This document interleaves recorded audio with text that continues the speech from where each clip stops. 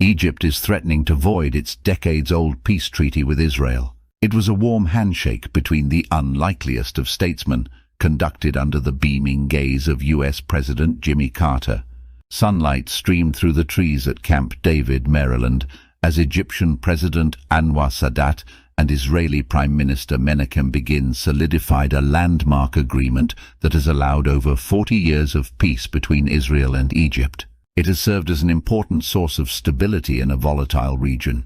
That peace has held through 2 Palestinian uprisings and a series of wars between Israel and Hamas. But now, with Prime Minister Benjamin Netanyahu vowing to send Israeli troops into Rafah, a city in Gaza on the border with Egypt, the Egyptian government is threatening to void the agreement. Here's a look at the history of the treaty and what could happen if it is nullified. Under the peace treaty, Israel agreed to withdraw from the Sinai, which Egypt would leave demilitarized. Israeli ships were granted passage through the Suez Canal, a key trade route. The countries established full diplomatic relations in Israel's first peace agreement with an Arab country.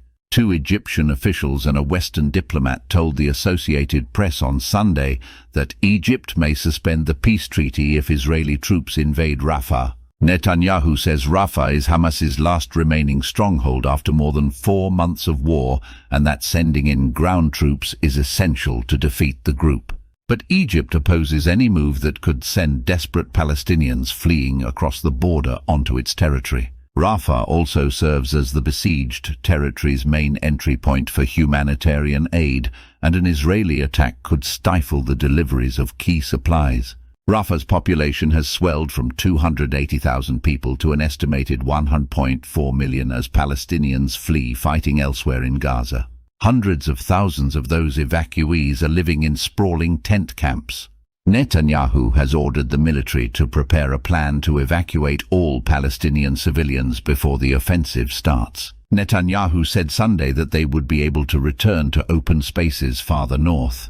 But those areas have been badly damaged by the Israeli offensive. The treaty greatly limits the number of troops on both sides of the border.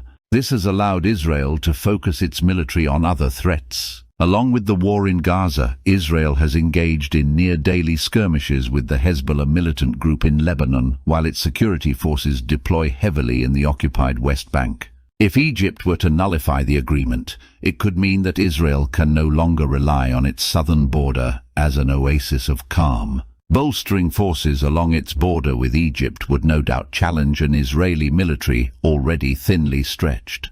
But it would bear serious ramifications for Egypt as well. Egypt has received billions of dollars in U.S. military assistance from the U.S. since the peace agreement.